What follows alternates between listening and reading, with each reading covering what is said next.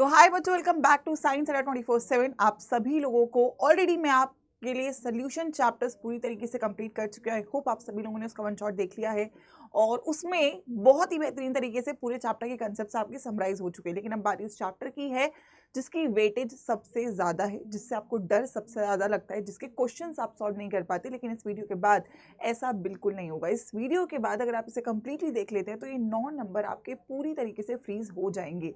तो मुझे comment section में ज़रूर चाहिए होगा, वीडियो शुरू करने से पहले I will secure complete 9 marks in electrochemistry with this video, और वीडियो को लाइक कर देना ताकि और बच्चों तक पहुंच जाए। ठीक है, let's get started with chapter electrochemistry. ठीक है, अब बच्चों इलेक्ट्रोकेमिस्ट्री क्या होता है? आई थिंक बहुत ही सिंपल ये सवाल है। आपको जब समझ नहीं आता ना सब्जेक्ट, वो इसलिए क्योंकि आप उसे कॉम्प्लिकेट करते हो।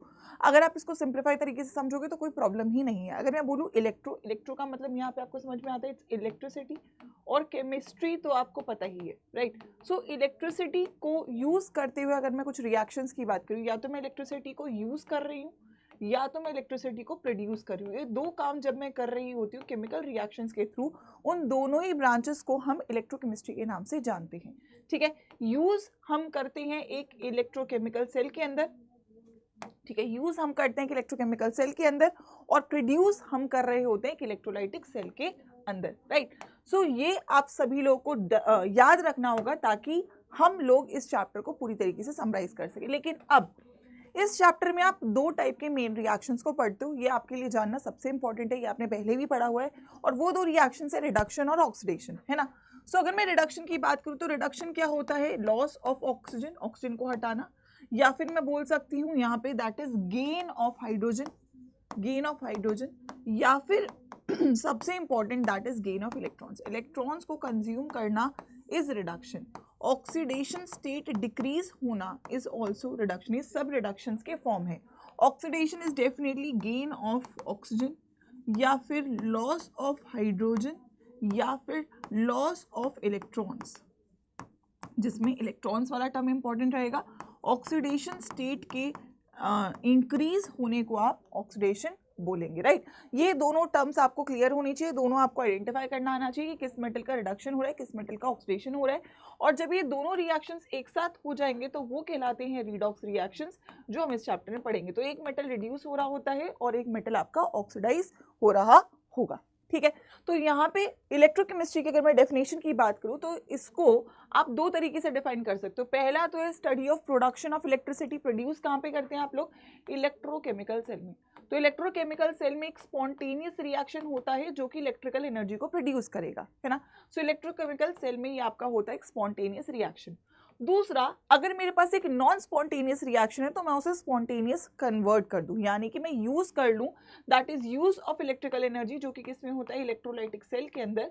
Use of electrical energy to bring out a chemical transformation of a non spontaneous reaction. तो ये दोनों ब्रांचेस को ही आप इस पर्टिकुलर चैप्टर में पढ़ेंगे एक एक करके, right. So the part 1 is going to be your electrochemical cell, जहां से डेफिनेटली 3 या 5 नंबर का क्वेश्चन आप एक्सपेक्ट कर सकते हो। कुछ इस तरीके से आपको ये डिवाइस दिखता है। It's a double compartment cell, एक में एक इलेक्ट्रोड होता है, एक में एक इलेक्ट्रोड होता है, दोनों को आप बैटरी से कन्वर्ट करते हो। एक सॉल्ट ब्रिज होता है जो कि सेल के सर्किट को कंप्लीट करता है, ठीक है। और दूसरी बात ये आपके सेल को न्यूट्रल भी रखता है, ठीक है। तो ये आप लोगों का एक सॉल्ट ब्रिज का मेन काम है। तो इलेक्ट्रोकेमिकल सेल एक डिवाइस है जो केमिकल एनर्जी को स्पॉन्टेनियस रिएक्शन से इलेक्ट्रिकल एनर्जी में कन्वर्ट करती है। इसको आप गैल्वेनिक या वोल्टेइक सेल भी कह सकते हो, ठीक है। सबको क्लियर है? तो ये तो एक मेन डेफिनेशन हो गई, ठीक है। अगर मैं बोलूँ यहाँ पे सिंपली आप ये बोल सकते हो कि पहली बात इसमें एक स्पॉन्टेनियस रिएक्शन होता है मैम। अच्छा, मैं रोज लाइव 5 बजे आप लोगों को मिलती हूँ और उसमें मैं आपको टॉपिक वाइज भी काम करवा रही हूँ, ठीक है। तो आप सभी लोग अगर चैनल पे नए हो तो पहले तो चैनल सब्सक्राइब कर लेना, और रोज शाम 5 से 6 मैं आपको यूट्यूब पे लाइव मिलती हूँ। तो मेक श्योर करिए, वो आदत बनाइए ताकि आप वहाँ से चीज़ों को और ईजिली समझ सके, ठीक है। अब स्पॉन्टेनियस रिएक्शन है तो उसके पास एक केमिकल एनर्जी है, तो ये केमिकल एनर्जी से कन्वर्ट हो रहा है किसमें? इलेक्ट्रिकल एनर्जी के अंदर, ठीक है। और अगर मैं बात करूँ कैथोड की और एनोड की, तो हमेशा आपको एक बात याद रखना है, दो इलेक्ट्रोड्स है, word is car, car is गाड़ी, और इसके आगे पी लगा देंगे कार। ठीक है। सो कैथोड सी माने कैथोड, आर माने रिडक्शन। कैथोड पे हमेशा रिडक्शन होता है और पी माने पॉजिटिव टर्मिनल होगा। अगर मैं एनोड की बात करूं तो इस पे हमेशा ऑक्सीडेशन होता है और ये आपका नेगेटिव टर्मिनल रहेगा। ठीक है, this is going to be your negative terminal. तो ये सारी बातें आपको इलेक्ट्रोकेमिकल सेल के बारे में याद रखनी है। ठीक है, आइए अब यहाँ से एक एक पार्ट से में आपको चीजें याद रखनी है। सबसे पहले आपको इलेक्ट्रोकेमिकल सेल के बारे में सेल रिप्रेजेंटेशन करना आना चाहिए और इसको याद रखने का, इसको समझने का बहुत ही ईजी तरीका है ABC, है ना। ए का मतलब आपको याद रखना है एनोड, हमेशा पहले एनोड लिखोगे। बी माने ब्रिज और सी माने कैथोड। ठीक है, अब एनोड पे हमेशा क्या होगा, ऑक्सीडेशन, और कैथोड पे होगा रिडक्शन, ये तो हमें पता ही है। तो जो भी मेटल ऑक्सीडाइज हो रहा है वो एनोड बनाएगा, जो भी मेटल रिड्यूस हो रहा है वो कैथोड बनाएगा। जो ऑक्सीडाइज हो रहा है उसे पहले लिखोगे, जो रिड्यूस हो रहा है उसे बाद में लिखोगे। तो बस ABC आप याद रखोगे तो आप ऑलमोस्ट सारे क्वेश्चंस को इजीली कर पा रहे होगे। ठीक है, राइट है। तो अगर फॉर एग्जांपल मेरे पास रिएक्शन है और मैं यहाँ से बोलूँ कौन सा एनोड है और कौन सा कैथोड है, तो जिंक आपका जीरो ऑक्सीडेशन स्टेट में, कॉपर +2 में है, जिंक +2 में आ गया, कॉपर 0 में आ गया। तो जिंक 0 से +2 हुआ यानी कि ऑक्सीडाइज हुआ, और कॉपर +2 से 0 हुआ यानी कि रिड्यूस हुआ। तो एनोड कौन बनाएगा, यहाँ पे क्लियरली आप देख सकते हैं एनोड यहाँ पे मेरा क्या हो जाएगा, दैट इज जिंक, और ये मेरा क्या हो जाएगा, कैथोड। तो अगर मैं सेल रिप्रेजेंट करूंगी तो पहले एनोड लिखूंगी विच इज जिंक, और जिंक का ऑक्सीडेशन, जिंक कन्वर्ट हो रहा है जिंक 2+ में, और फिर मैं रिडक्शन कॉपर का लगाऊंगी तो कॉपर 2+ रिड्यूस हो रहा है कॉपर में। तो आप इजीली अगर आपको कोई भी रिएक्शन दे रखा है आप वहां से सेल रिप्रेजेंट कर सकते हो इस बेसिक रूल को फॉलो करके। ठीक है, जस्ट फॉर एग्जांपल अगर मेरे को ये रिएक्शन दिया, अब यहाँ से मेरे को अगर रिप्रेजेंट करना है तो एनोड क्या होगा, आइडेंटिफाई करो और जल्दी से चार्ट में बताओ। Ag ++1 में है और कॉपर 0 में है, कॉपर +2 में है और Ag 0 में है। तो +1 से 0 क्या हो रहा है, रिड्यूस हो रहा है, और 0 से +2 ये आपका ऑक्सीडाइज हो रहा है। तो जो रिड्यूस हो रहा है वो क्या बनाएगा, ये कैथोड बनाएगा, और जो ऑक्सीडाइज हो रहा है वो क्या बनाएगा, वो एनोड बनाएगा।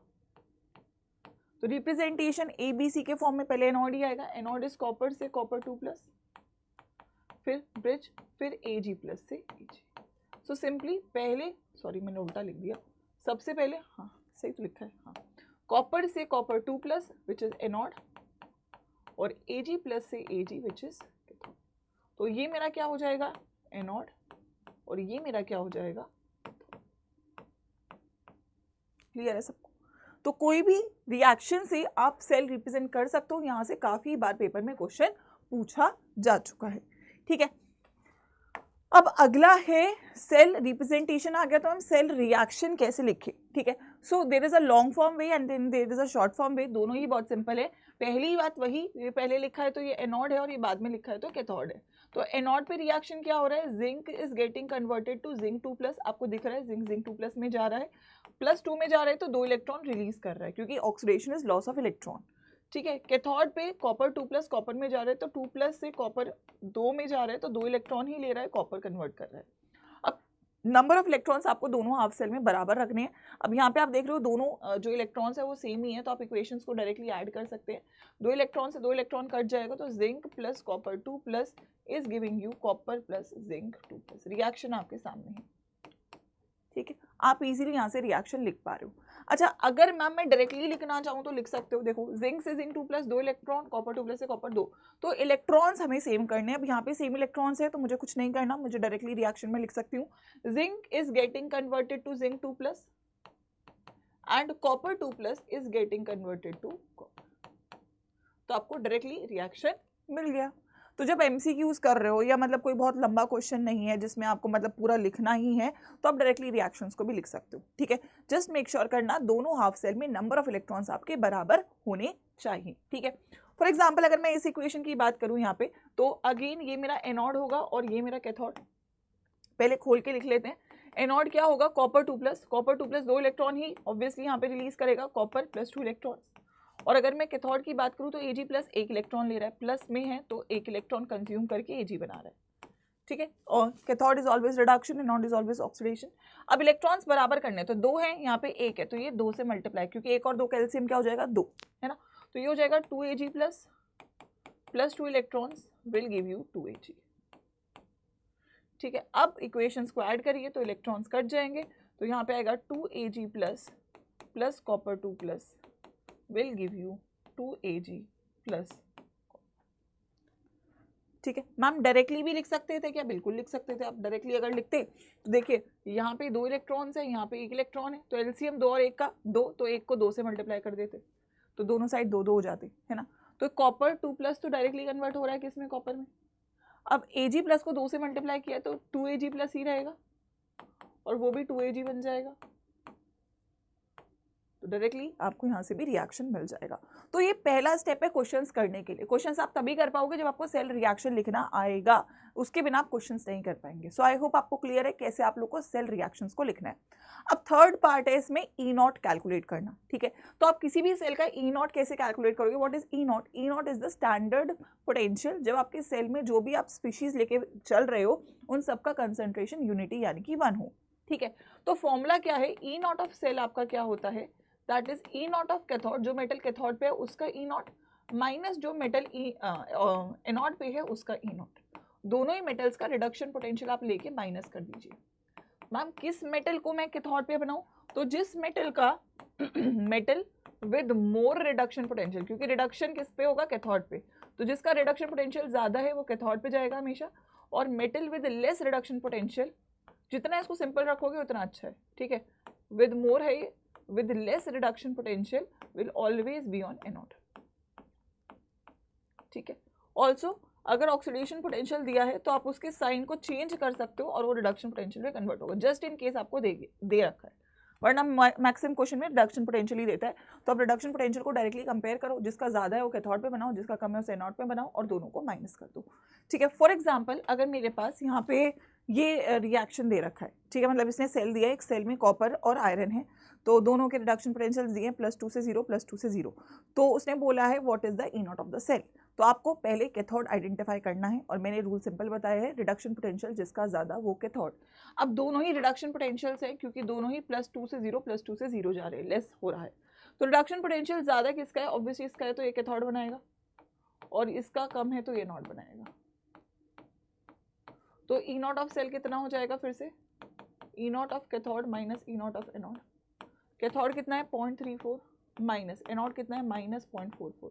सिंपल कैलकुलेशन, 0.34 प्लस 0.44 कितना हो जाएगा? 4 और 4 8, 4 5 6 7 7, तो इट इज लगभग 0.78। क्लियर है? 0.78 वोल्ट, ठीक है। You just need to keep it simple, ठीक है। इसको जितना कॉम्प्लिकेट करोगे उतने एरर्स बढ़ जाएंगे, ठीक है। साइन चेंज नहीं करना है, एज इट इज उठा के रख देंगे। हमारा फॉर्मूला है कैथोड में से एनोड को माइनस कर दीजिए, ठीक है। जस्ट इन केस देखिए एक और क्वेश्चन ऐसा आपको दिया है क्रोमियम और आयरन का, ठीक है। अभी क्रोमियम 2+ से क्रोमियम रिडक्शन है, आयरन 2+ से आयरन भी रिडक्शन है, तो मतलब दोनों के रिडक्शन पोटेंशियल दिए हैं। अब अगर मैं आइडेंटिफाई करूं कि इन दोनों में से कैथोड कौन है, तो जिसका रिडक्शन पोटेंशियल ज्यादा है वो कैथोड है। अब दोनों माइनस में है, तो आपको इतना पता रखना है पहले तो, माइनस में बड़ी वैल्यू जो होती है वो छोटी होती है, मतलब बड़ी होती है, -1 इज ग्रेटर देन -2, है ना। तो अगेन मैं बोलूं छोटा वैल्यू कौन सा है? ये है, तो ये कैथोड बनाएगा और ये एनोड बनाएगा। तो E0 ऑफ सेल कितना हो जाएगा? E0 of cathode is -0.44 minus of -0.74, तो कितना हो जाएगा? -0.44 प्लस 0.74, तो 4 में से 4 गया 0 और 7 में से 4 गया 3, तो 0.30 वोल्ट। अच्छा एक और बात याद रखना, E0 of cell should always be positive for cell to work, वरना सेल वर्क नहीं करेगी। तो अगर आपका आंसर नेगेटिव आ रहा है तो मतलब कुछ गड़बड़ है, आपने सही से कैलकुलेशन या सही से आइडेंटिफिकेशन नहीं किया है, ठीक है। सो आई होप सभी लोगों को स्टैंडर्ड पोटेंशियल कैलकुलेट करना इधर से आ जाएगा, ठीक है। अच्छा एक छोटा सा कंसेप्ट और, रिड्यूसिंग एजेंट और ऑक्सीडाइजिंग एजेंट कौन होता है? तो देखो रिड्यूसिंग एजेंट कौन है? जो रिडक्शन करवाए, है ना, जो रिडक्शन करवाएगा, ठीक है। और अगर ये रिडक्शन करवाएगा तो इसका खुद का क्या होगा? क्योंकि दूसरे का तो रिडक्शन कर रहा है, तो सेल्फ ऑक्सीडेशन होगा। और ऑक्सीडेशन किसका होता है? जिसका रिडक्शन पोटेंशियल कम होगा। तो जिस कम एलिमेंट का रिडक्शन पोटेंशियल मिनिमम है वो सबसे अच्छा क्या है बेटा? आपका रिड्यूसिंग एजेंट। तो रटना नहीं है, you need to learn the concept कि ऐसा क्यों हुआ है। अगर मैं ऑक्सीडाइजिंग एजेंट की बात करूं तो ये ऑक्सीडेशन करवाएगा, और अगर ये ऑक्सीडेशन कर, देखो एजेंट वो है जो करवा रहा है, एजेंट ये रिड्यूस करवाता है, ये एजेंट ऑक्सीडाइज करवाता है, ठीक है। तो अगर ये ऑक्सीडेशन करवाएगा तो इसका क्या होगा, सेल्फ रिडक्शन, और अगर इसका रिडक्शन होगा तो रिडक्शन पोटेंशियल क्या चाहिए, मैक्सिमम। तो जिस मेटल का रिडक्शन पोटेंशियल मैक्सिमम रहेगा, ठीक है, जिस मेटल का रिडक्शन पोटेंशियल मैक्सिमम रहेगा वो एक ऑक्सीडाइजिंग एजेंट होगा, जिसका रिडक्शन पोटेंशियल मिनिमम होगा वो आपका रिड्यूसिंग एजेंट रहेगा। तो बहुत सारी बार क्वेश्चन आता है कि identify which is the strongest reducing agent, identify reducing agent, reducing power एक ही बात, ऑक्सीडाइजिंग एजेंट, ऑक्सीडाइजिंग पावर एक ही बात। तो रिड्यूसिंग एजेंट अच्छा होगा जिसका रिडक्शन पोटेंशियल मिनिमम होगा, ऑक्सीडाइजिंग एजेंट अच्छा होगा जिसका रिडक्शन पोटेंशियल मैक्सिमम होगा। जनरली क्योंकि पेपर में रिडक्शन पोटेंशियल ही देता है तो इसीलिए सारी जो टर्म्स है रिडक्शन पोटेंशियल के टर्म्स में ही ड्राइव करते हैं। बाय चांस ऑक्सीडेशन पोटेंशियल के टर्म्स में तो रिवर्स हो जाएगा क्योंकि वो उल्टा हो जाता है। ठीक है, अगला, अब अगला है सबसे important Nernst equation. Nernst equation में आप कैलकुलेट करते हो E cell. E cell is the cell EMF. What is cell EMF? EMF it is the potential difference जब आप सेल में कोई करंट पास नहीं करते, तो ये भी आपका पोटेंशियल डिफरेंस ही है। इसका फॉर्मूला रहता है E nought minus 2.303 RT by NF log product का कॉन्सेंट्रेशन बाय रिएक्टेंट का कॉन्सेंट्रेशन। ठीक है, अब यहाँ पे कॉन्स्टेंट्स है काफी सारे।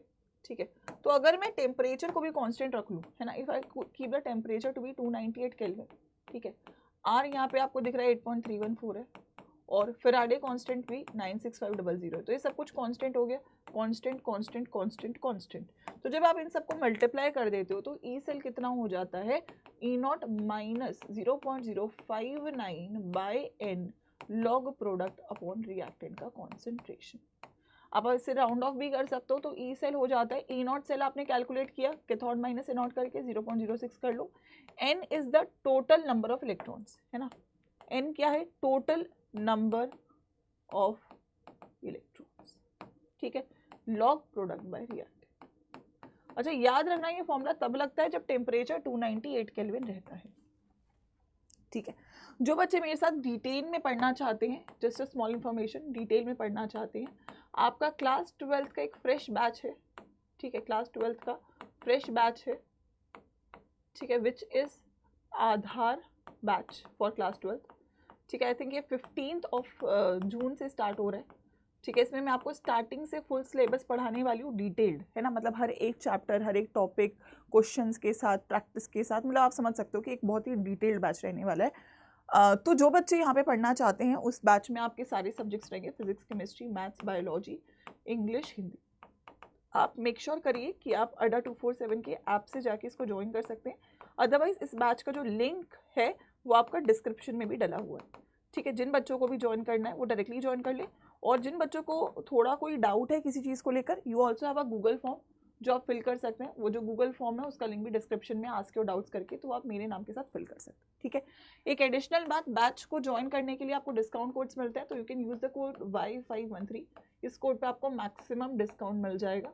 ठीक है, प्लस इसमें आपको मेरा पर्सनल मेंटरशिप भी मिल जाएगा। तो मैं चाहूँगी अगर आप बैच ज्वाइन कर रहे हैं तो आप मेरे इस कोड के साथ मैक्सिमम डिस्काउंट को अवेल कर लें। ठीक है, तो आई वुड सजेस्ट जो बच्चों को पूरा सीरियस अटेंशन चाहिए, जिनको क्लास 12 बहुत अच्छे से करना है, जिसको मेरे से पढ़ाया हुआ समझ में आता है, एंड यू नो कि हर साल मैं बोर्ड्स में बच्चों को अच्छे तरीके से रिजल्ट्स दिलवा रही होती हूँ, तो आप मेरे साथ अगर पूरे साल पढ़ते हैं तो मैं 100% आप लोगों की श्योरिटी लेती हूँ कि आपके मार्क्स अच्छे ही आएंगे।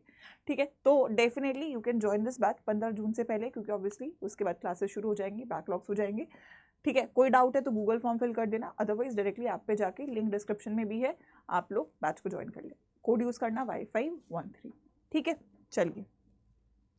अच्छा, ये तो नस्ट इक्वेशन का फॉर्मूला है, बट नस्ट इक्वेशन को सॉल्व करने में ना एक प्रॉब्लम आता है लॉग का। ठीक है, तो आपको लॉग की कुछ प्रॉपर्टीज याद होनी चाहिए। पहली बात, इफ लॉग 10 की पावर x है और log 10 की पावर y है, तो आप इसे क्या लिख सकते हो, log 10 की पावर x माइनस y।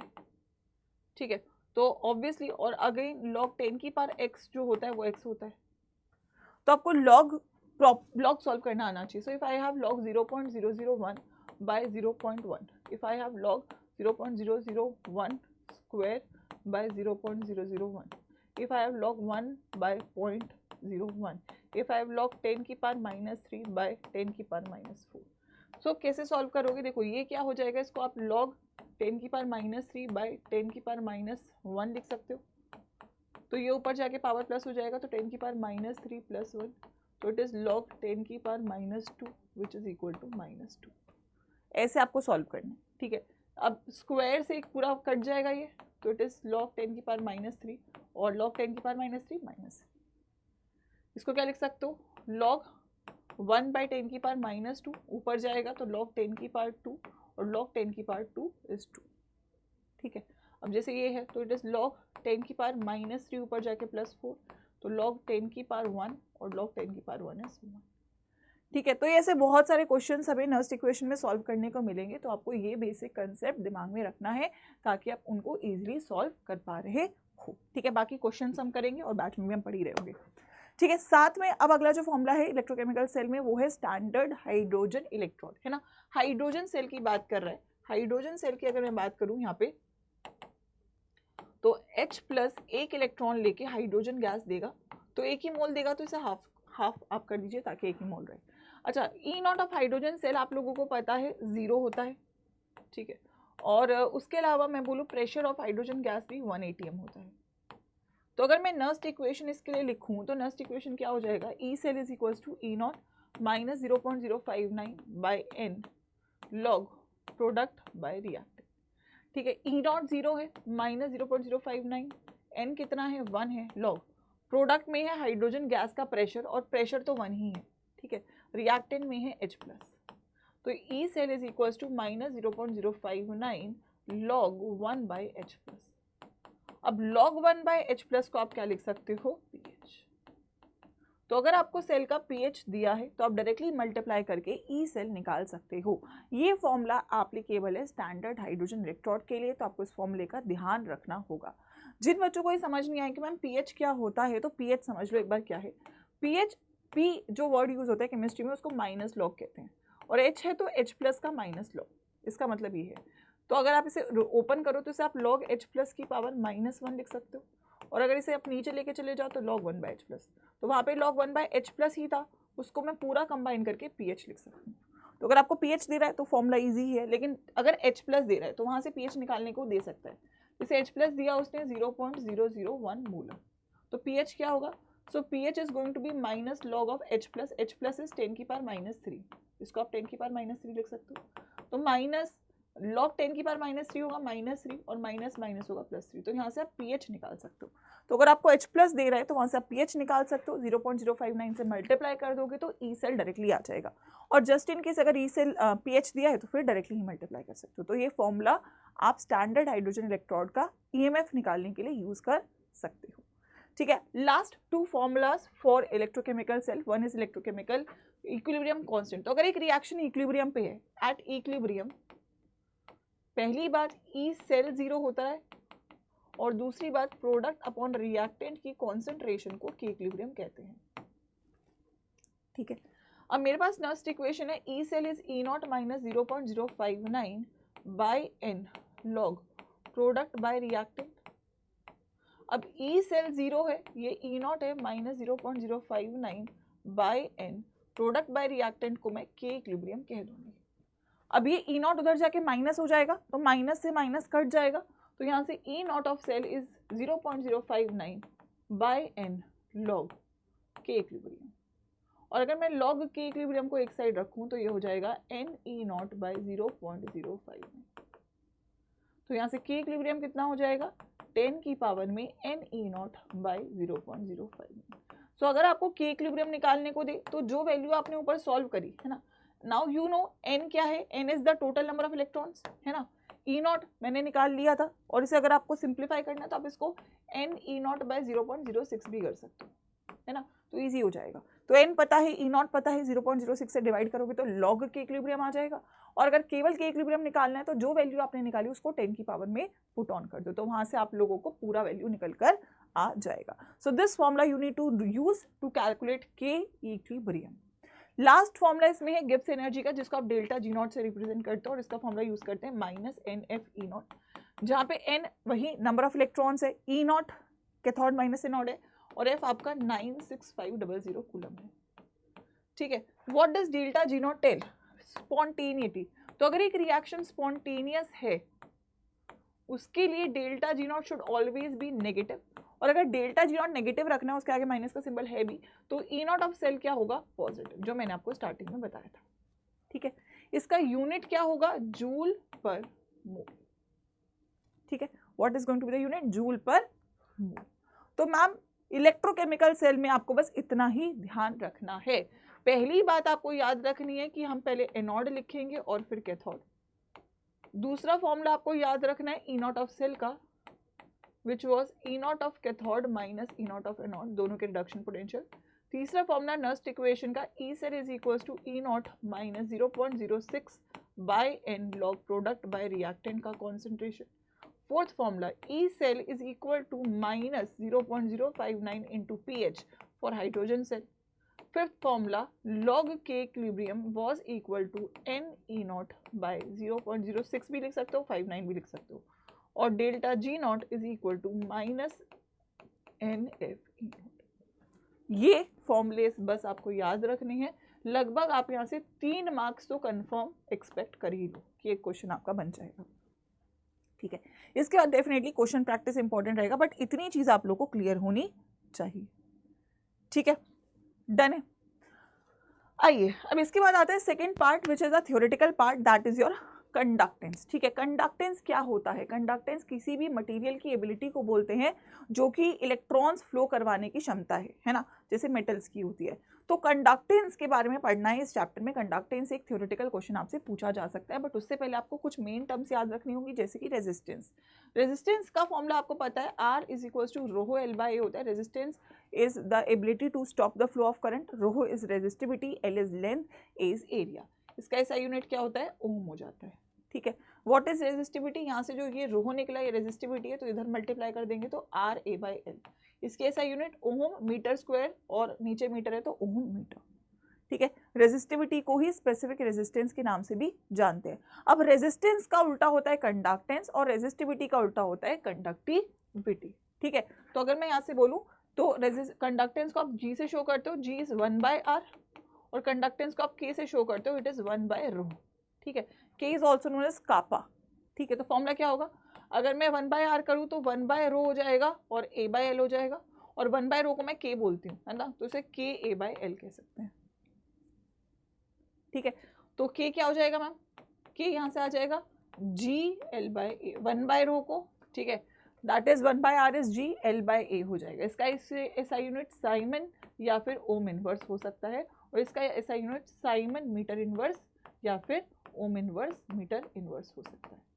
ठीक है, कंडक्टिविटी को ही बेटा स्पेसिफिक कंडक्टेंस के नाम से भी जानते हैं।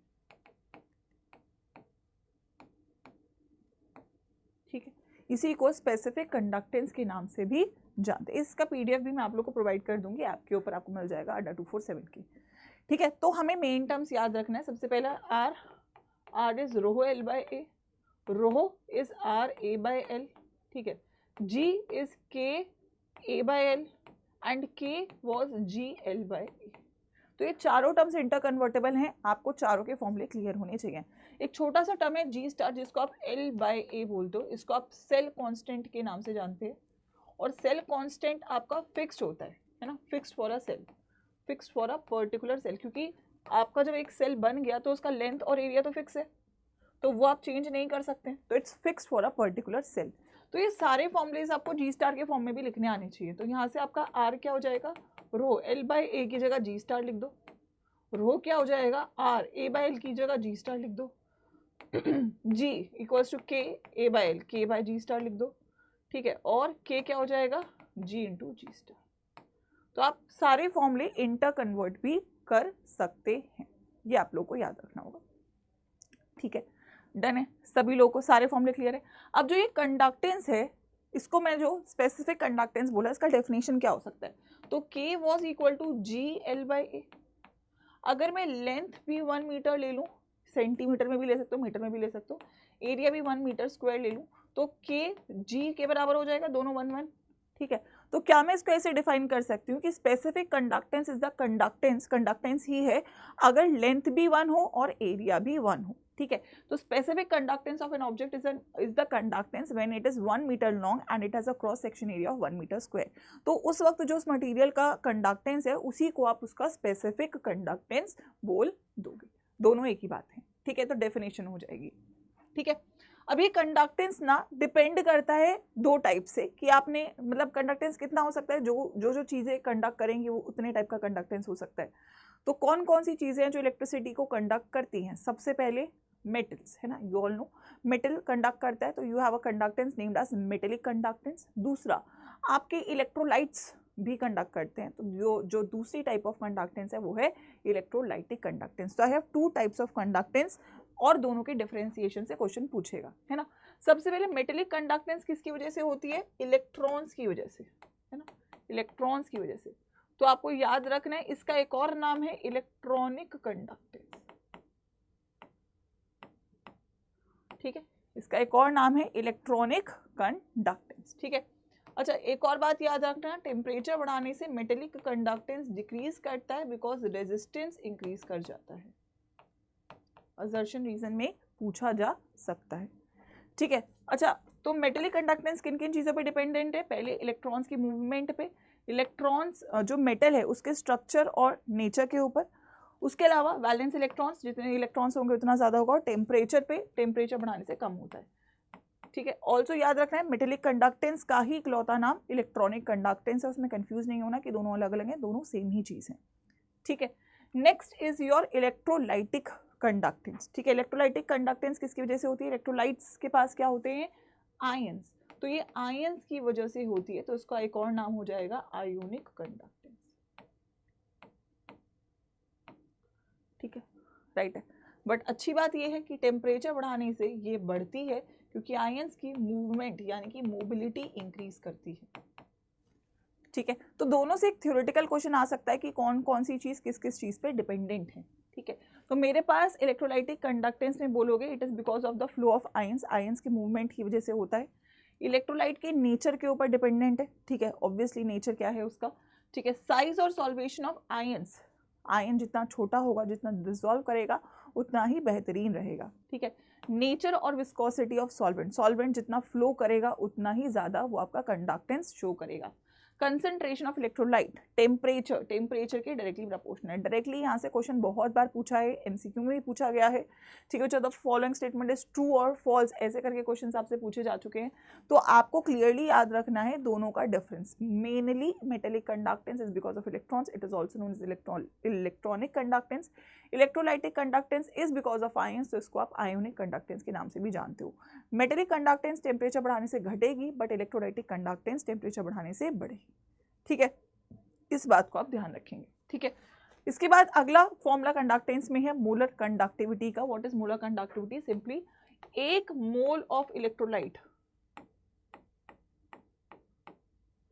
से जो कंडक्टेंस प्रोड्यूस होती है उसी को मोलर कंडक्टेंस या मोलर कंडक्टिविटी बोलते हैं, जिसको आप लैम्डा एम से शो करते हैं, ठीक है। तो एक मोल ऑफ इलेक्ट्रोलाइट से जो कंडक्टेंस प्रोड्यूस होगी उसी को आप मोलर कंडक्टेंस के नाम से जानते हैं, right. So molar conductivity of a solution at a given concentration is the conductance of the solution containing 1 mole of electrolyte, ठीक है। इसको आप लैम्डा एम से शो करते हैं और इसका फॉर्मूला होता है के इंटू थाउजेंड। आप डायरेक्टली फॉर्मूला याद रखोगे काफी है, के इंटू 1000 बाय एम, ठीक है। अब आप बोलेंगे मैम व्हाट इज के ओवर हियर? तो के यहाँ पे आपकी क्या है? कंडक्टिविटी, जो हमने पहले निकाली है, और m क्या है यहाँ पे? आपकी मोलारिटी या कंसंट्रेशन, ठीक है। What is the SI unit? Siemens centimetre square मोल।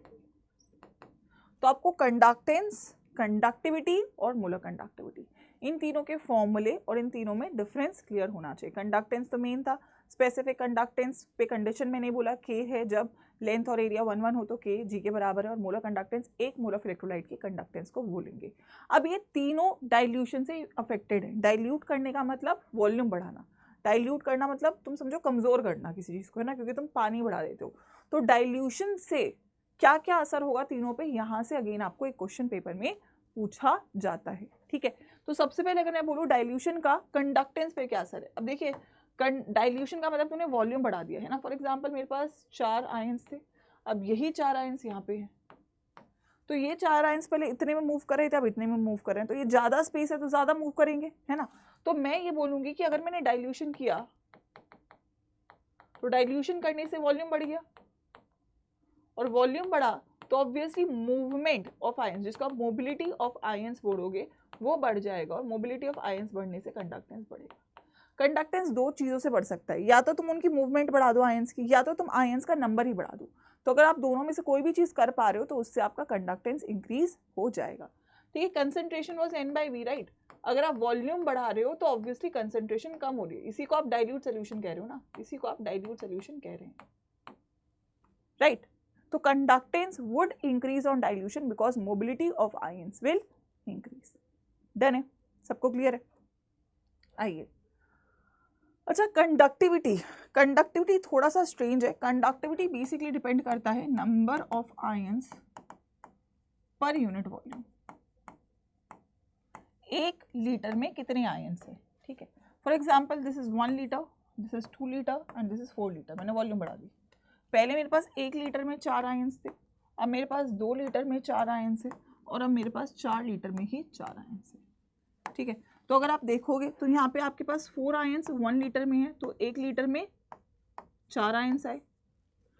यहाँ पे 4 आयंस 2 लीटर में है, तो 1 लीटर में कितने आए? 2 आयंस आए। 4 लीटर में 4 आयंस है, तो 1 लीटर में कितने आए? 1 आए। तो नंबर ऑफ आयन कम हो रहा है, पहले 4 थे, फिर 2 हुए, फिर 1 हुआ। तो number of ions per unit volume decrease कर रहा है डाइल्यूशन के साथ।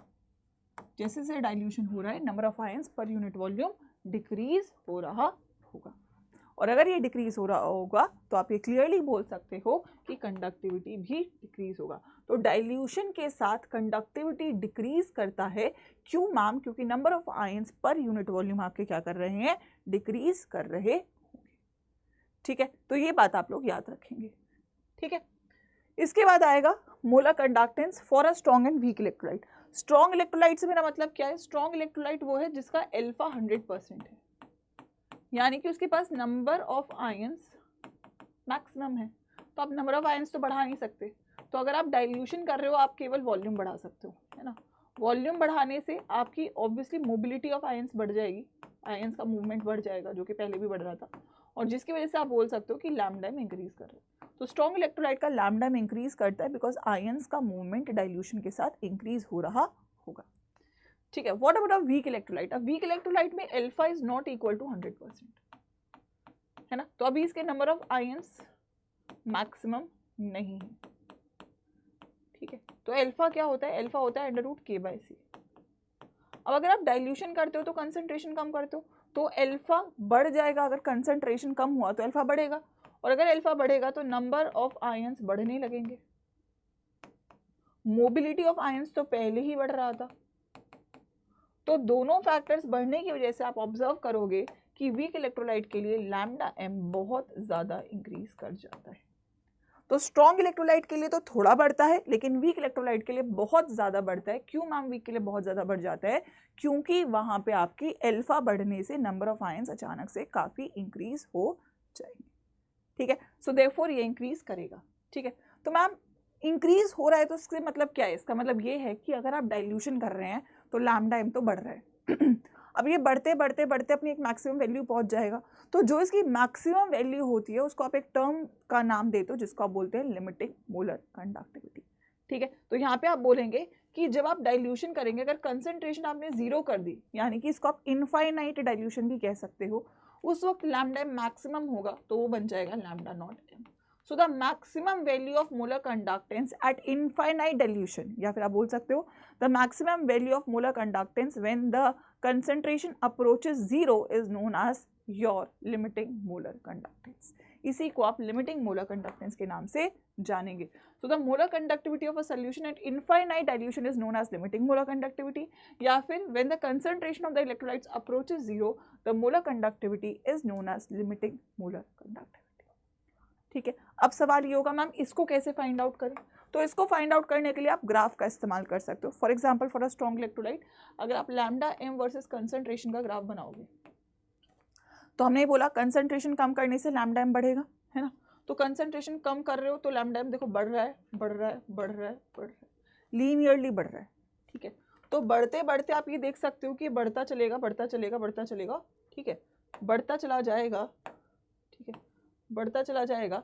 तो जीरो कॉन्सेंट्रेशन पे ये मैक्सिमम होगा और इस मैक्सिमम को ही लैम्डा नॉट एम कहोगे, तो यहाँ से आपको लैम्डा नॉट एम मिल जाएगा। जीरो पे जो मैक्सिमम लैम्डा एम का वैल्यू है उसे आप लैम्डा नॉट एम कह सकते हो। और ये क्योंकि एक स्ट्रेट लाइन इक्वेशन का ग्राफ है तो इसे y इक्वल्स टू आप c प्लस एम एक्स के फॉर्म में लिख सकते हो। y एक्सिस पे आपने लैम्डा एम लिया है, इंटरसेप्ट देखो लैम्डा नॉट एम है, स्लोप नेगेटिव है तो माइनस ए से मैं शो कर रही हूँ, और एक्स एक्सिस पे कंसंट्रेशन है। तो ये इक्वेशन आपके सामने है, तो आप ये बोल सकते हैं लैम्डा एम वर्सेस कॉन्सेंट्रेशन का जो ग्राफ है, इसका जो इंटरसेप्ट है वो आपको लैम्डा नॉट एम का वैल्यू दे देगा। That is the intercept. Intercept is a point जहाँ पे ये अपने एक्सिस को काट रहा है ना, so that will give you the value of lambda nought m. ठीक है, what about a weak electrolyte? अगर आप वीक इलेक्ट्रोलाइट की बात करेंगे, है ना, अगर आप वीक इलेक्ट्रोलाइट की बात करेंगे तो यहाँ पे एक थोड़ा सा प्रॉब्लम है, क्योंकि यहाँ पे भी देखो कंसंट्रेशन के साथ ये बढ़ रहा है बढ़ रहा है बढ़ रहा है, बट अचानक से ज़्यादा बढ़ जाएगा, है ना, क्योंकि अचानक से हो सकता है नंबर ऑफ आयंस यहाँ पे इंक्रीज हो गए। ठीक है, तो ये बढ़ता है बढ़ता है बढ़ता है और अचानक से बढ़ जाता है, तो यहाँ से यू गेट अ कर्व, और ये कर्व है तो ये कभी भी इसको टच ही नहीं करेगा। ये क्यों यहाँ पे इंक्रीज बहुत ज़्यादा हो गया? क्योंकि हो सकता है इस POV पे, इस पॉइंट पे आपका जो कंसंट्रेशन है वो क्योंकि यहाँ पे आपका कम हुआ है तो अल्फा बढ़ गया, और अल्फा बढ़ने से नंबर ऑफ आयंस यहाँ पे काफ़ी इंक्रीज हो गए हों, जिसकी वजह से आपको देखने को एक शार्प इंक्रीज मिल जाएगा। ठीक है, so that is your limiting molar conductivity. तो मैं स्ट्रॉन्ग इलेक्ट्रोलाइट के लिए तो ग्राफ से निकाल सकती हूँ, बट वीक के लिए मैं ग्राफ से नहीं निकाल सकती। तो वीक के लिए मैम कहाँ से निकाल सकते हो? तो वीक के लिए जो आप निकाल सकते हो वो है कोलरैश लॉ से। ठीक है, Kohlrausch law is applicable to both strong and weak electrolyte. ठीक है, दोनों इलेक्ट्रोलाइट्स पे एप्लीकेबल है, बट हम यूज इसे वीक के लिए करते हैं, और ये सिंपली कहता है कि किसी भी इलेक्ट्रोलाइट जैसे HCl है, इसकी लिमिटिंग मोलर कंडक्टिविटी, इसके आयंस क्या है H प्लस और Cl माइनस, तो इसके आयंस की लिमिटिंग मोलर कंडक्टिविटी के सम के बराबर है। कोई भी ले लो तुम, है ना, अगर तुमने CH3COOH लिया तो यहाँ पे लैम्डा नॉट है CH3COO नेगेटिव और lambda naught of H positive. अगर तुमने फॉर एग्जाम्पल H2SO4 लिया तो यहाँ पे 2H प्लस है ना, तो ये कितना क्या होगा 2 into lambda naught of H plus plus lambda naught of SO4 2 negative. ठीक है, तो सबकी यहाँ पे आपको निकल जाएगी। ठीक है, एक और बात याद रखना है, alpha is degree of dissociation. इसको निकालने का एक फॉर्मूला छोटा सा याद रख सकते हो, lambda m by lambda nought m. तो अगर आप मोलर कंडक्टेंस को लिमिटिंग मोलर कंडक्टेंस से किसी भी इलेक्ट्रोलाइट की डिवाइड कर दोगे तो वहां से आपको अल्फा मिल जाएगा।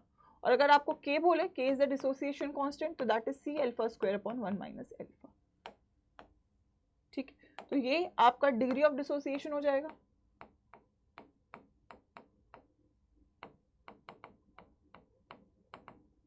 और ये आपका हो जाएगा डिसोसिएशन कांस्टेंट, जहां पे C इज द कंसंट्रेशन। ठीक है, और क्योंकि अल्फा ना बहुत छोटा होता है तो आप इसे K equals to C alpha square भी लिख सकते हो, क्योंकि 1 के कंपैरिजन में अल्फा बहुत छोटा होता है तो कुछ खास वैल्यू नहीं आएगा, तो C अल्फा स्क्वायर से भी आप इसे सॉल्व कर सकते हो। तो कभी कभी आपसे डिसोसिएशन कांस्टेंट या डिग्री ऑफ डिसोसिएशन भी निकलवा सकता है, तो ये फॉर्मूला वहाँ पे यूज कर लोगे। ठीक है, next and the second last part is your electrolytic cell. Electrolytic cell में अब हमने बोला था स्टार्टिंग में कि एक नॉन स्पॉन्टेनियस रिएक्शन है, तो आप इसे एनर्जी दे रहे हो, यानी कि आप इसे इलेक्ट्रिकल एनर्जी देते हो, तो ये इलेक्ट्रिकल एनर्जी लेके इस रिएक्शन को स्पॉन्टेनियस करता है और फिर केमिकल एनर्जी में कन्वर्ट करेगा।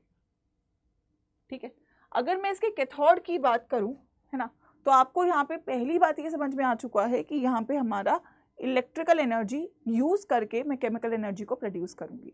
ठीक है, अगर मैं कैथोड और एनोड की बेटा बात करूं तो वर्ड कैथोड पे कार ही है, बट इसके आगे लिखते हैं एन, तो मतलब कैथोड पे रिडक्शन ही होगा और एनोड पे oxidation, but cathode is the negative terminal here and this is the positive terminal. तो मुझे बताओ, इलेक्ट्रोलाइट्स में केटायन और एनायन होता है, तो केटायन कहाँ पे जाएगा, कैथोड पे या एनोड पे? केटायन इज पॉजिटिव, तो पॉजिटिव नेगेटिव से अट्रैक्ट होगा, तो ये आपका केटायन इधर जाएगा और एनायन इधर।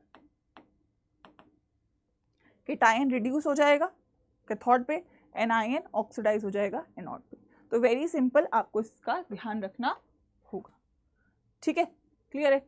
अब क्योंकि इलेक्ट्रोलाइटिक सेल में मैं मेटल को डिपॉजिट करवा रही हूँ, रिड्यूस करवा रही हूँ, प्योरीफाई करवा रही हूँ, तो कितना मेटल डिपॉजिट हो रहा है, तो जो क्वांटिटेटिव एनालिसिस है वो आपको फेराडे की लॉज ने बताया। तो there are 2 Faraday law, first and second, तो आपको दोनों के फॉर्मूले और मतलब आने चाहिए। सबसे पहले फर्स्ट फेराडे लॉ क्या कहता है यार, देखो सिंपली इसने यही बोला कि जब आप कोई भी रिएक्शन कर रहे हो या कुछ भी आप काम करते हो, जब तक आप एनर्जी दोगे तब तक वो काम होगा, ठीक है। इसने भी यही बोला कि मेटल तब तक डिपॉजिट होगा जब तक तुम इलेक्ट्रिसिटी दोगे। तो weight of metal deposited is directly proportional to the charge given, Q is the charge, और क्यू की जगह आप लिख सकते हो करंट इनटू टाइम, ठीक है। तो यहाँ से कांस्टेंट आया z, that is electrochemical equivalent, और z का फॉर्मूला था molecular mass of the metal upon में n, that is charge on the metal into 96500, ठीक है। तो यहाँ से w कितना आ जाएगा, molecular mass into current into time n into 96500। इस फॉर्मूले से आप किसी भी मेटल का वेट डिपॉजिटेड निकाल सकते हो, जहाँ पे वेट मेरा ग्राम में होगा, आई मेरा एम्पियर में होगा, टाइम मेरा सेकेंड में होगा और n मेरा चार्ज होगा, ठीक है। Charge on the metal and that is the molecular mass of the metal.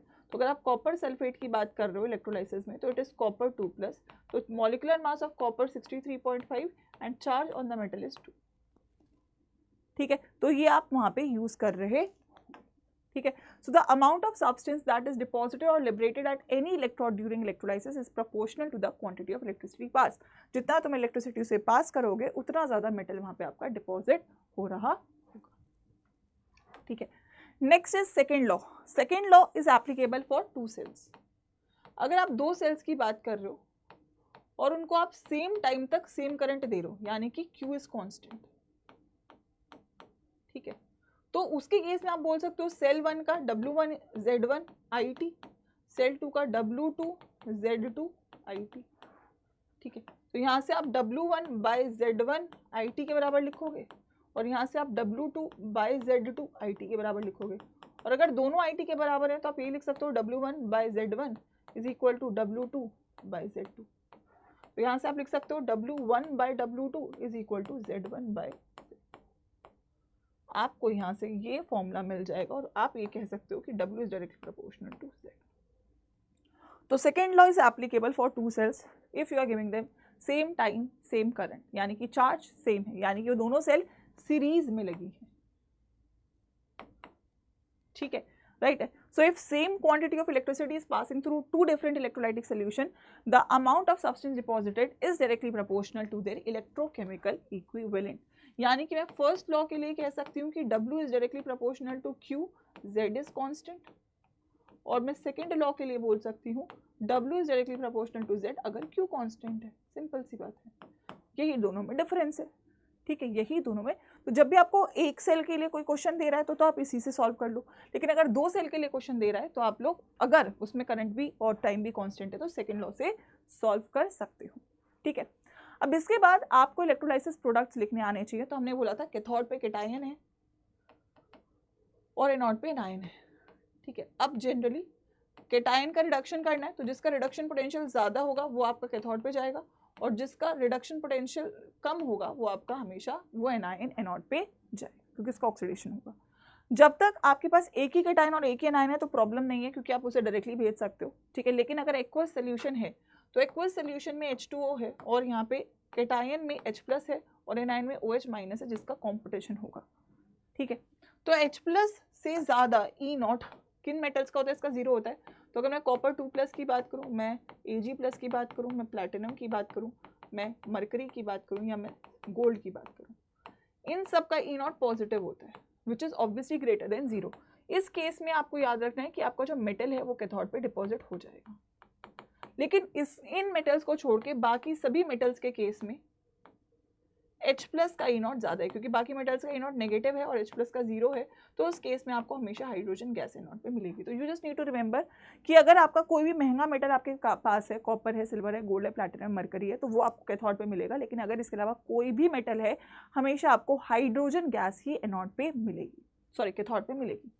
अब अगर मैं OH नेगेटिव की बात करूँ तो OH नेगेटिव सभी एनायन से जीतता है, SO4 2 negative, PO4 3 negative, nitrate ion, ठीक है, सबसे आपका OH नेगेटिव जीत जाता है क्योंकि इसका पोटेंशियल मिनिमम है, तो हमेशा आपको ऑक्सीजन गैस ही मिलती है।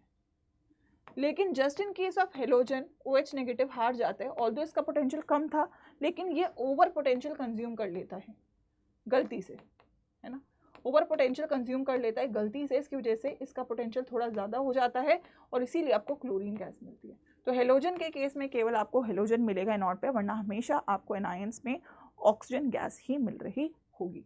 ठीक है, जैसे फॉर एग्जांपल मोल्टन NaCl है, तो यहाँ पे मोल्टन है तो ये Na+ और Cl- है, तो कैथोड पे आपको सिंपली Na+ मिल जाएगा क्योंकि केटायन एक ही है, सोडियम दे देगा, और एनोड पे आपको क्लोरीन गैस है, ये आपको Cl2 गैस मिल जाएगी क्योंकि ये मोल्टन है। अगर ये बेटा ये एक्वस होता तो एक्वस में पानी आ जाता H+, OH-, Na+ और Cl-, तो इन दोनों में से कौन जीतेगा? अब मैंने बोला था कि H+ केवल महंगे मेटल से हारता है, sodium is not one of it, तो यहाँ पे आपको हाइड्रोजन गैस मिलेगी इन दोनों में से, और OH और Cl में मैंने बोला था OH केवल क्लोरीन से हारता है तो क्लोरीन गैस मिलेगी। कहाँ पे? कैथोड पे हाइड्रोजन गैस मिलेगी और एनोड पे आपको क्लोरीन गैस मिलेगी। सिंपली इसी रूल से आप सब कुछ सॉल्व कर सकते हो। बचे हुए आयन से Na और OH, तो NaOH आपका इलेक्ट्रोलाइट पे डिसॉल्व रहेगा। ठीक है, यानी कि यहाँ से आप बेस का प्रोडक्शन कर सकते हैं, pH इससे इंक्रीज होगा क्योंकि एक बेस है। ठीक है, फॉर एग्जाम्पल CuSO4 का पूछ रहा है तो H+ है, OH- है, Cu2+ है और SO4 2- है। अब इन दोनों में से कौन जीतेगा? अब H+ से कॉपर जीत जाता है तो कॉपर मिलेगा, OH और सल्फेट में आपको पता है OH ही जीतेगा, ऑक्सीजन मिलेगी, तो कैथोड पे कॉपर मिलेगा और एनोड पे आपको ऑक्सीजन गैस मिलेगी। ठीक है, फॉर एग्जाम्पल CuCl2 है, अब आपके लिए सिंपल रहेगा, सबको एक ही तरीके से सॉल्व कर सकते हो, कॉपर 2 + Cl-। इन दोनों में से कौन जीतेगा? फिर से कॉपर जीतेगा। इन दोनों में से कौन जीतेगी? क्लोरीन जीतेगी। तो ये आपको कहाँ मिलेगा? कैथोड पे, और ये आपको कहाँ मिलेगा? ठीक है, सो दैट इज हाउ आप किसी भी, अब ये जो इलेक्ट्रोलाइसिस हो रहा है बट ये इनर्ट इलेक्ट्रोड को यूज करके हो रहा है, प्लैटिनम के इलेक्ट्रोड्स यूज कर रही हूँ मैं क्योंकि ये रिएक्शन में पार्टिसिपेट नहीं करेंगे, इनर्ट इलेक्ट्रोड्स के साथ ये इलेक्ट्रोलाइसिस आपका चल रहा है। ठीक है, राइट है। अब लास्ट पार्ट में मैं मेन थ्योरी दे रही हूँ क्योंकि इसके लिए एक बार NCERT रीडिंग कर लेना। ठीक है, मेन बातें बस मैं बैटरी की कवर कर रही हूँ। बैटरी हमारी दो टाइप की है, one is a primary battery, one is a secondary battery. Primary battery वो है जो नॉन रिचार्जेबल है, बार बार रिचार्ज नहीं कर सकते, एक बार यूज कर सकते हो। सेकेंडरी बैटरी आपकी रिचार्जेबल है, इसे आप बार बार रिचार्ज कर सकते हैं। सो प्राइमरी बैटरी में आपको दो एग्जाम्पल्स मेनली याद रखने हैं, one is a dry cell. Dry cell आपका जनरली जो है क्लॉक्स में, ठीक है, या रिमोट्स में यूज होता है, छोटा सा जो होता है ना, ये अगेन आपका एक प्राइमरी बैटरी है, इसका रिएक्शन NCERT से एक बार याद रखोगे। मरकरी सेल को आप बटन सेल भी कहते हैं, छोटी सी होती है, ठीक है, इसका स्टेडी पोटेंशियल होता है ना, इसको आप जनरली जो हाथ में वॉच पहनते हो उसमें या कैमरा में उसमें यूज करते हैं। ठीक है, तो मेन बातें मैंने लिखी है बट एक बार मेन रिएक्शन NCERT से इसका एक बार याद रखना है। ठीक है, सेकेंडरी बैटरी में मेनली दो बैटरी याद रखेंगे। Lead storage battery is used in automobiles या फिर इन्वर्टर्स। ठीक है, यहाँ पे आप वाटर को यूज करते हो उसको रिचार्ज करने के लिए, ऑल्सो इसके काम करने में H2SO4 एसिड का भी प्रोडक्शन रहता है। निकल कैडमियम को हम यूज करते हैं कैलकुलेटर्स में या पावर टूल्स में। ठीक है, इसको प्रेफर किया जाता है because of long battery life, इसकी बैटरी लाइफ कंपैरेटिवली ज़्यादा रहती है तो इसलिए इसको प्रेफर कर लिया जाता है। ठीक है, तो मेन रिएक्शन से याद कर लेना, बट जो पॉइंटर्स हैं वो मैंने आपको लिखवा दिए। इसके बाद इंपॉर्टेंट है fuel cell, very important. Fuel cell is a galvanic cell, but इसका अच्छी बात ये है कि ये जो एनर्जी प्रोड्यूस करेगी, इलेक्ट्रिकल एनर्जी यूज वो करती है फ्यूल्स को बर्न करके, है ना, कंबशन ऑफ फ्यूल्स, है ना, ग्रीन फ्यूल्स को कंबस्ट करके इलेक्ट्रिकल एनर्जी बनाती है। So it's environmental friendly way of energy production. ठीक है, ऑल्सो इट्स एफिशिएंट एंड इसको सबसे पहले अपोलो स्पेस प्रोग्राम में आपने यूज़ किया था। ठीक है, और इससे वाटर को प्रोड्यूस किया गया था वहाँ पे। ठीक है, सो प्रोडक्शन ऑफ वाटर में इसको यूज़ किया गया था, तो इसका रिएक्शन आपको याद रखना है ताकि आप उसको कर पाओ अगर वो पेपर में आ जाता है। ठीक है, आखिरी पार्ट है कोरोजन। सो मेटल्स ऑक्सीडाइज होते हैं और कोरोड होते हैं। ठीक है, जैसे कि आयरन रस्ट होता है, आयरन ऑक्साइड कलर का ब्राउन कलर का इस पर लेयर आ जाता है। सिल्वर भी आपका जो है टार्निश होता है, इस पर ब्लैक कलर का सिल्वर सल्फाइड का लेयर आ जाता है। कॉपर के ऊपर ग्रीन कोटिंग आती है which is your that is copper carbonate, ठीक है। तो ये तीनों ही ऑक्सीडाइज हो रहे हैं और इसीलिए ख़राब हो रहे हैं, जिसकी वजह से काफ़ी नुकसान भी होता है। तो कोरोजन को प्रिवेंट करने के आपसे जो है तरीके पूछेगा, ठीक है। तो कोरोजन को प्रिवेंट, स्लाइड कहाँ गई, चली गई। तो पहला तरीका है आप पेंट कर सकते हो। दूसरा तरीका है आप केमिकल, बाइस्फेनॉल नाम का केमिकल इसके ऊपर यूज़ कर सकते हो, ठीक है। तीसरा तरीका है आप इसके ऊपर इनर्ट मेटल की कोटिंग कर सकते हो, जैसे कि टिन या जिंक के प्रोसेस को गैल्वेनाइजेशन ही कहते हैं, या इसके ऊपर आप सेक्रीफिशियल इलेक्ट्रोड कोई और लगा सकते हो, ठीक है, जिसका जो रिडक्शन पोटेंशियल है वो आयरन से ज़्यादा हो, या मतलब जिस भी मेटल को आप बचाना चाहते हो उससे ज़्यादा पोटेंशियल वाला कोई भी मेटल आप इसके ऊपर लगा सकते हो। तो मेटल कोरोड हो जाएगा और आपका ओरिजिनल जो मेटल है वो बच जाएगा। तो इन तरीकों से आप कोरोजन को प्रिवेंट कर सकते हैं, ठीक है। तो ये इसी के साथ आपका ये पूरा जो चैप्टर है, सारे पार्ट्स मैंने आपके कंप्लीट करवा दिए हैं, पूरी एनसीईआरटी समराइज करवा दी है। इसके बाद आप एनसीईआरटी रीड कर सकते हो। बाकी मैंने इलेक्ट्रोकेमिस्ट्री को लाइव सेक्शन में भी कवर करवाया, तो वहाँ पे 3 पार्ट्स में मैंने इस चैप्टर को और डिटेल में दिया है, तो वो आप कवर कर सकते हो। एंड येस, अगर आप प्रॉपरली पढ़ना चाहते हो तो गूगल फॉर्म आप फिल कर सकते हो, अदरवाइज डायरेक्टली जो लिंक दिया गया है आधार बैच जो क्लास 12th का है, ठीक है, वो आप ज्वाइन कर सकते हैं। That is starting from 15th जून, ठीक है। And also you have to join using the code Wi-Fi13, ठीक है। So that is one thing that I would definitely want। जो बच्चे मेरे साथ जुड़े हैं, जो बच्चे मुझे प्यार करते हैं, जिन बच्चों को मुझ पर भरोसा है और जिनको लगता है कि आप यहाँ से चीज़ों को क्रैक कर सकते हो, वो शॉर्ट बैच को ज्वाइन करें। बहुत प्राइस भी नहीं है, ठीक है, बेसिक प्राइस पे आपको सारे सब्जेक्ट्स मिल जाते हैं एंड प्रिपरेशन अच्छी हो जाती है।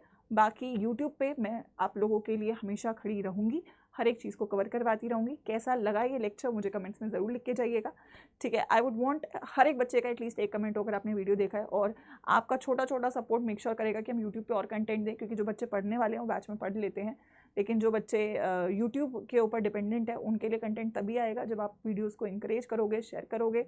तो प्लीज़ मेक श्योर वो आप ज़रूर करें। And thank you so much. मिलते हैं अगले चैप्टर में क्लास में 5 बजे और बैच में 15 जून से। ऑल द बेस्ट बच्चों।